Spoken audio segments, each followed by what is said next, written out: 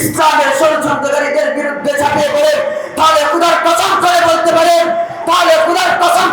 পারেন, ইসলামের ষড়যন্ত্রকারীরা এই দেশ থেকে গেলাম, এই পৃথিবী থেকে পালাতে বাধ্য হতে দ্বিতীয়বার দ্বিধাবোধ করবে না ইনশাআল্লাহ।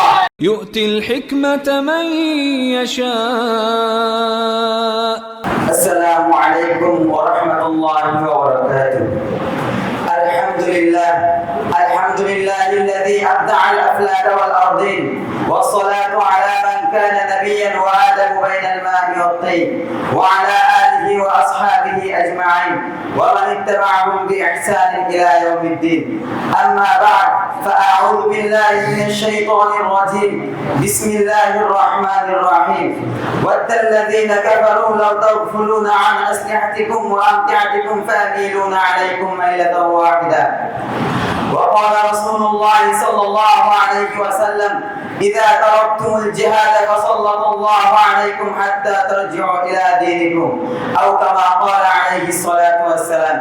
ঐতিহ্যবাহী দ্বীনি বিদ্যাপীঠ মাদ্রাসা আমির বিন ফুহাইরা রাদিয়াল্লাহু তাআলা কর্তৃক আয়োজিত আজকের এই মাসিক সেমিনারে সম্মানিত সভাপতি ও বিজ্ঞ বিচারক মণ্ডলী, সুদক্ষ উপস্থাপক, আমার সামনে বসে আছেন বাংলার বিভিন্ন অঞ্চল থেকে আগত আলেম বিশিষ্ট ছাত্র ভাইরা, আমার পক্ষ থেকে সকলকে জানাই আন্তরিক শুভেচ্ছা ও অভিনন্দন। আজকে আমার আলোচ্য বিষয় হচ্ছে মাজলুম উম্মাহর আত্মনাদ আমাদের করণীয় কি। মুহতারাম হাজিরিন, এই বিষয়কে সামনে রেখে কিঞ্চিত পরিমাণ আলোচনা করার চেষ্টা করব। ওয়া তাওফীকি ইল্লা বিল্লাহ। প্রিয় উপস্থিতি, আজকে পৃথিবীর মধ্যে দুটি ফ্লট রয়েছে, একটি শোষকের, আরেকটি শোষিতের, একটি জালেমের, আরেকটি মাজলুমের। এক পক্ষ ইসলাম, অন্যদিকে সমস্ত কুফরি শক্তি।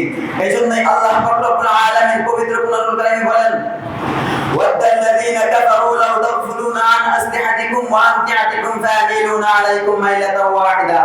আর কাফের মুশরিক বেঈমানরা তারা সর্ব অবস্থায় উৎপীড়িত থাকে।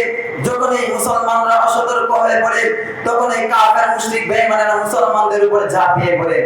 রাসূলুল্লাহ সাল্লাল্লাহু আলাইহি ওয়াসাল্লাম অন্য এক হাদিসে বলেন: ইযা তারাকতুমুল জিহাদা ফাসাল্লাতুল্লাহু আলাইকুম হাত্তা তারজিউ ইলা দীনিকুম। যখন তোমরা জিহাদ ছেড়ে দেবে, যখন তোমরা কিতাল ছেড়ে দেবে, তখন তোমাদেরকে জিল্লাতের শেষ সীমানায় পর্যন্ত পৌঁছে দেওয়া হবে। হ্যাঁ, যদি আবার তুমি জিহাদের পথে ফিরে এসো, তাহলে বিজয়ের পথ তোমাদেরকে চুম্বন করবে।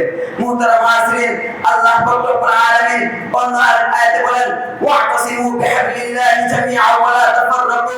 হে মুসলমানেরা, তোমরা সর্বদা ঐক্যবদ্ধ হও, কখনো বিভক্ত হও না। কেননা ইতিহাস সাক্ষী, যখন এই মুসলমানরা অসতর্ক হয়ে পড়েছে, যখন এই মুসলমানরা বিভক্ত হয়ে পড়েছে, তখন এই কাফের মুশরিক বেঈমানেরা মুসলমানদের উপর ঝাঁপিয়ে পড়েছে।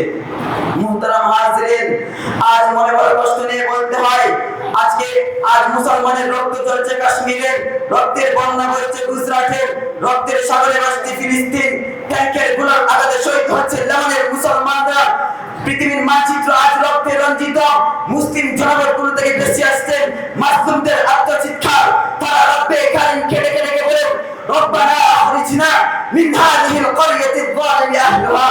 হে আমাদের প্রতিপালক, আপনি আমাদেরকে এই অত্যাচারী, এই নিকৃষ্ট জনগণ থেকে বের করুন। মুহতারাম হাজিরিন, আজ যদি আমরা মুসলমান নারে তাকবীর আল্লাহু আকবার স্লোগান দিয়ে ইসলামের ষড়যন্ত্রকারীদের বিরুদ্ধে ঝাঁপিয়ে পড়ে, তাহলে খোদার কসম করে বলতে পারেন, ইসলামের ষড়যন্ত্রকারীরা এই দেশ থেকে গেলাম, এই পৃথিবী থেকে পালাতে বাধ্য হতে দ্বিতীয়বার দ্বিধাবোধ করবে না ইনশাআল্লাহ।